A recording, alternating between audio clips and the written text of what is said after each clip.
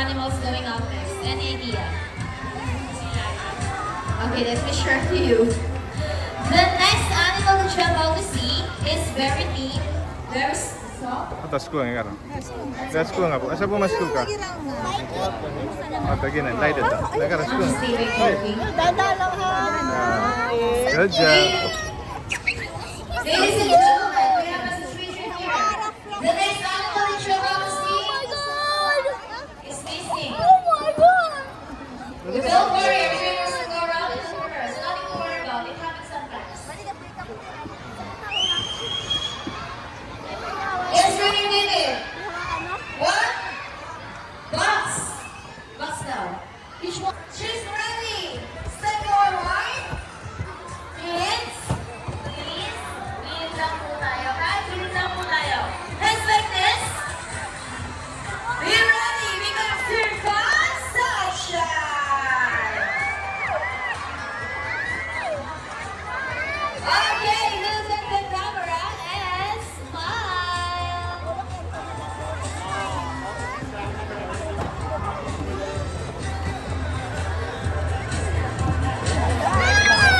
Alright, the round of applause to our lucky guest. So, Mom, ano pong feeling? Thank you so much, Mom. You may now back to your seat and enjoy the rest of the show. Now let me present to you the animals and the trainers that make this show possible. Trainer Chief with Sahara. Trainer McCoy with Bogart. Trainer Fertz with Iggy. Trainer Joel and Trainer Emerson with Sunshine. And once again, I'm Trainer Michelle. Thank you all for joining us today for our show and tell session here at Aquatica. We hope you enjoy meeting our students friends up close and learning more about their fascinating lives. Thank you again for being part of our Reptile Showcase and we look forward to seeing you again soon. Have a wonderful day!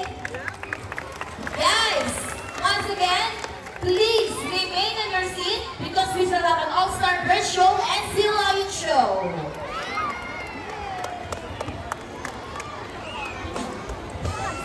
Mag-ayo muna po tayo lahat. Yung mga nasa taas po muna po. Para po makapanood yung mga nasa likod.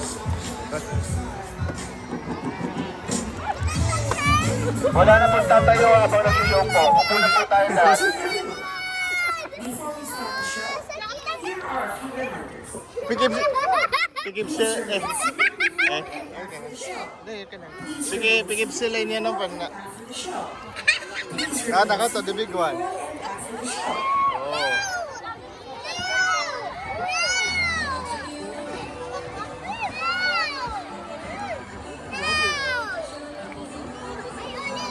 Yellow and accents of deep green, red and a touch of purple.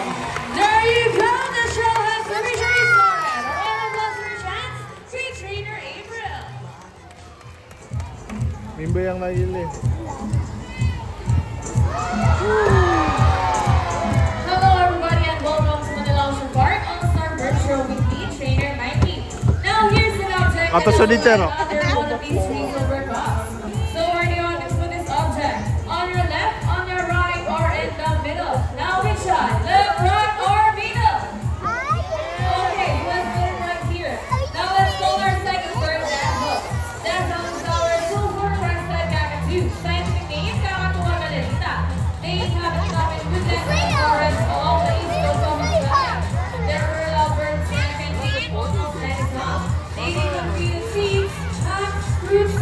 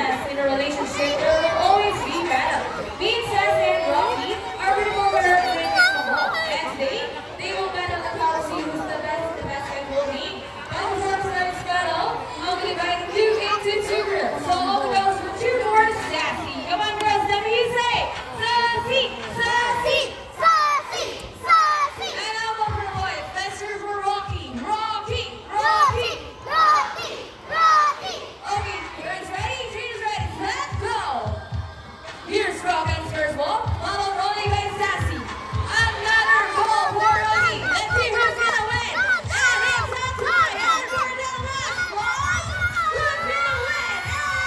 And Peter John, what can you say about that? You guys lose this time.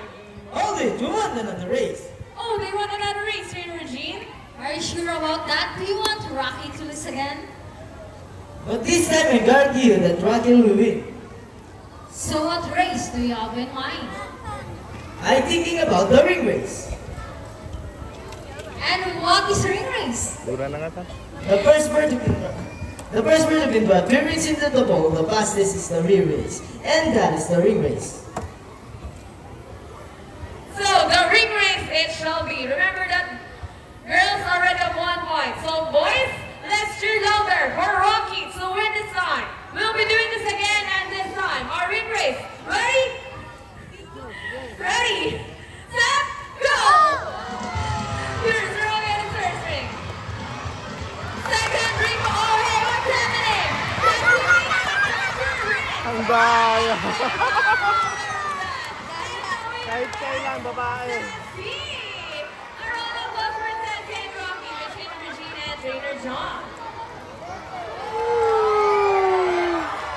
Wow. Forests are popularly known to be intelligent and perceptive. That's why we continue to enhance their skills and good work.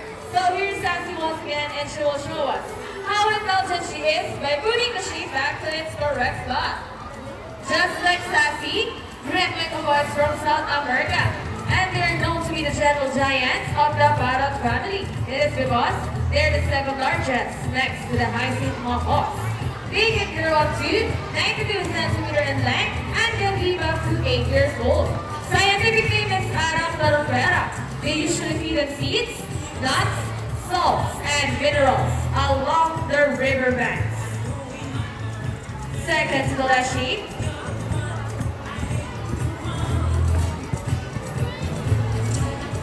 Okay, and for the last one. There you go! Intelligent ride! Round of applause for Sassy with Trainer Regine. Now guys, who loves math? Everyone here knows addition, right? Well, this next part of the program will lead most people baffled in the maze. Even as trainers, we need birds can do math. But before we call our mathematical wizard, I'll be needing 2 numbers between 1 to 50. So any numbers between 1 to 50? Any numbers? Okay, so the first one is number 10. How about the second number? Okay, so the second number is number 5. So the equation is 10 plus 5. Let's see for mathematical wizard can solve this equation, but first Trainer John will shuffle the numbers. And now let's go on a hybrid call. Rocky. Wow, look at that. What a beautiful entrance. Trainer John's all ready. Go Rocky solve the equation for us. Once again, 10 plus 5. And Rocky gets the first number correct. But how about the second number? Well, Rocky loves numbers. Oh, I think he knows the answer.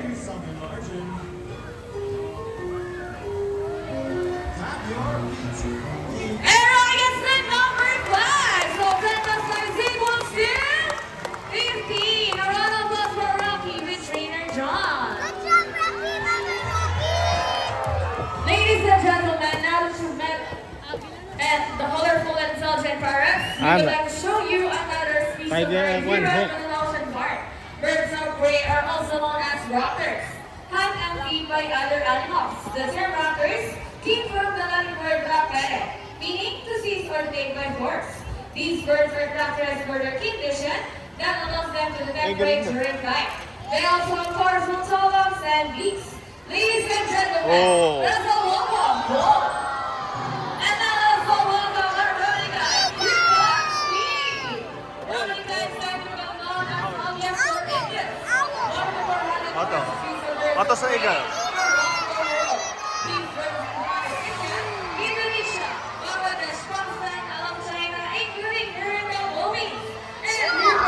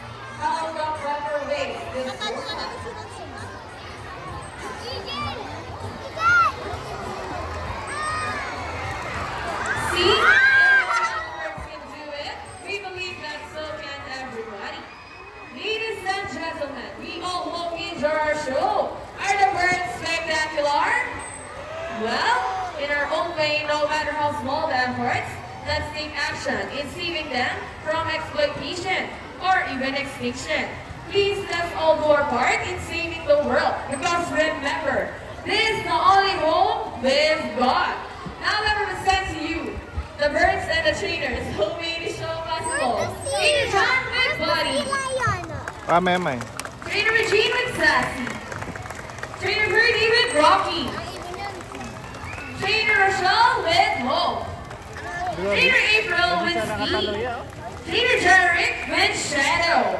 And once again, I'm Trainer Mikey. Thank you and goodbye. By the way, guys, please remain on your seats because we still have a still live show. Thank you. Thank you.